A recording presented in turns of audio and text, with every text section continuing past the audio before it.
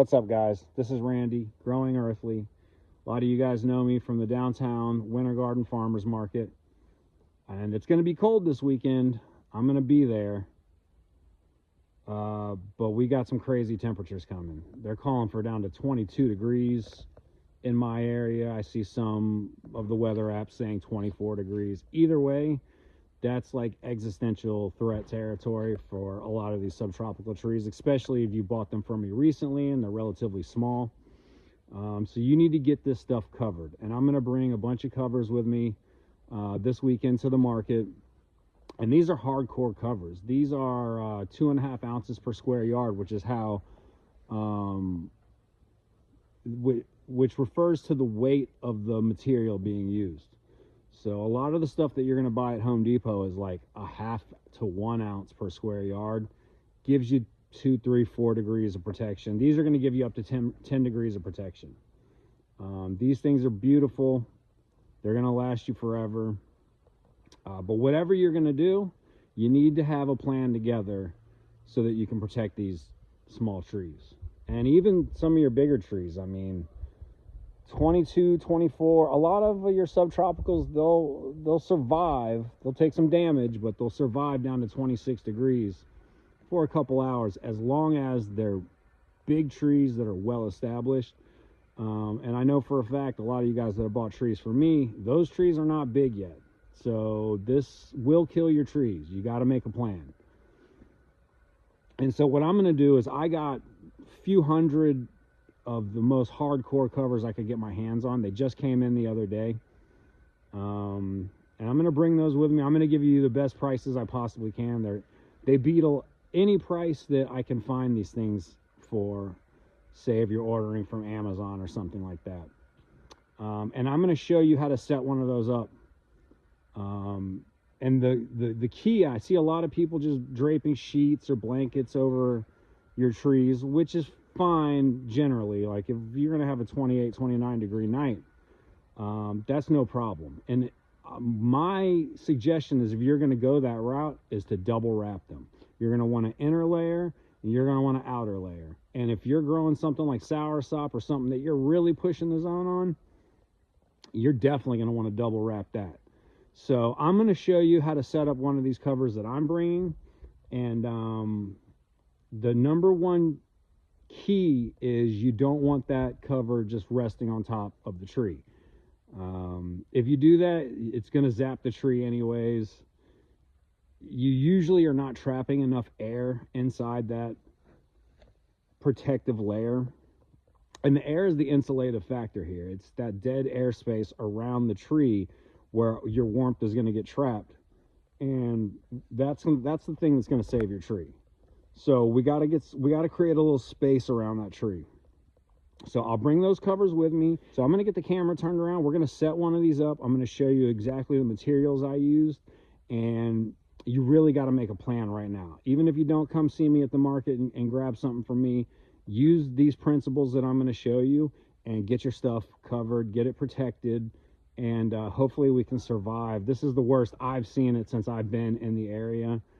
I've seen 26 numerous times, but 22 that's a new one for me in my area. I'm sure it's happened before. They say this is something that hasn't happened in a couple decades at least. But they're saying that we might get a little snow in Central Florida. I don't know if that's the case or not. We'll see. But whatever you do, you need to come up with a plan. And Friday night before you go to bed, you need to have your trees covered. Even things like avocado, a lot of the avocado varieties that I sell you guys, they're good down to 23, 24 degrees. And that's talking about a big tree.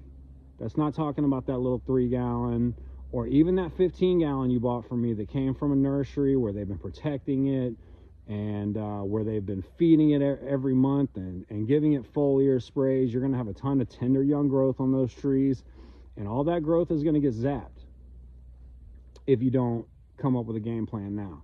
So I will stop jabbering. I'm going to turn this camera around and I'm going to get one of these covers set up. I'll show you some of the features of the covers. They got zippers, they got drawstrings at the bottom. They're really, really nice. They're going to last you forever after the season. Just throw them in the garage, keep them dry, and you'll have them they'll last you for a decade if you take good care of them. So let me get this thing turned around. I'll get one of these set up. You guys got any questions, you can drop them down below in the comments. You can message me. I'll kick this video out to Instagram, and I'll throw it up on Facebook.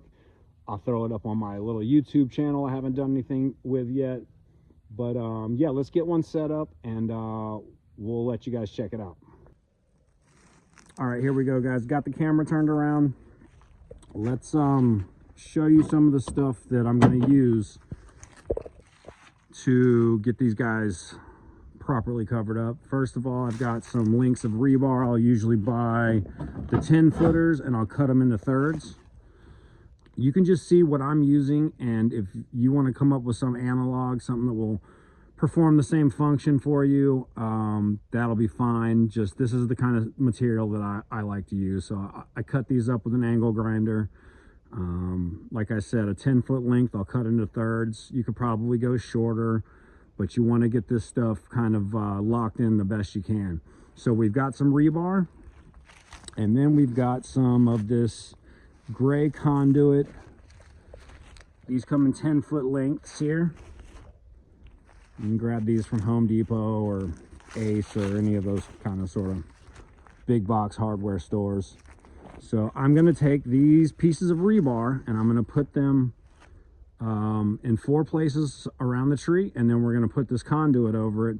And let me get this let me get these driven into the ground real quick, and then I'll hop back on here and I'll show you what it looks like. Okay, our rebar is driven into the ground. We got 4 of these driven in here. Like I said, use whatever you got. If you can find some bamboo or something, you just need something to kind of run these pieces of conduit into. And this tree right here is a pomelo that we have in the ground. I'm at my buddy Adam's place right now. Adam L, shout out to you. And I do a bunch of stuff for him. And he's got a lot of stuff. He's actually in Inverness. He's going to get even colder. It might hit 20 degrees here. So, all right, back in a second. I'll throw the conduit on. We'll move on to the next step. Oh, citrus are much hardier than a lot of your other subtropicals. But 20 degrees is going to kill or severely damage your citrus trees as well. So if you've got citrus trees and you're going to hit anything approaching that, you're going to want to get those covered as well. All right, I'll grab the conduit. I'll be back.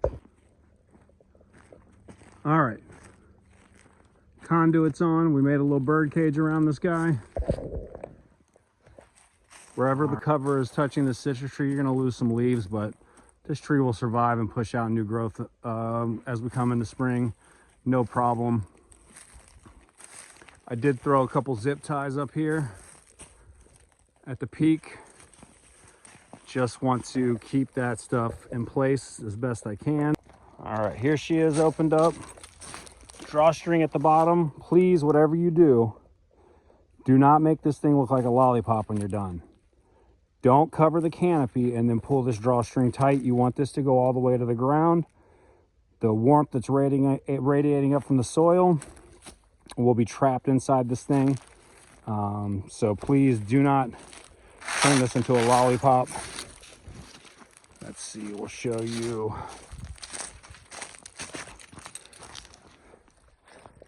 Here's the zipper right here. If you leave these on for multiple days and it's going to warm up during the day, you can just open up the zipper and vent this. If it's going to get warm, you know how we do. We'll freeze at night. We'll be 70 degrees the next day. Yeah, these things are nice and big. We'll go ahead and throw it on. All right, zipper's all closed up. The last thing I'm going to do is use some landscape pins that you would use for your nursery mat or your weed barrier, and either pin that to the ground or get you some weights that can sit on the bottom edge of that and hold it down. So this tree is put to bed, and this should survive no problem. Even with the high winds, this citrus tree is going to be fine under here. Like I said, if you're growing something like soursop, or you've got a sugar apple or something that's a little closer to the edge for where you're growing at, then you're going to want to get an inner layer on that tree as well. But this citrus tree, this pomelo here, is going to be just fine. And yeah, come check me out at Winter Garden, downtown Winter Garden Farmers Market. I'll have these in 3 different sizes, and we'll have some really good prices for them as well. And get your stuff protected, people. It's go time here. So all right, I'll see you guys this weekend. If I don't see you, good luck with the freeze, and whatever you do, have a game plan together before you go to bed Friday night, and have all your trees tucked away. All right, stay safe out there, guys.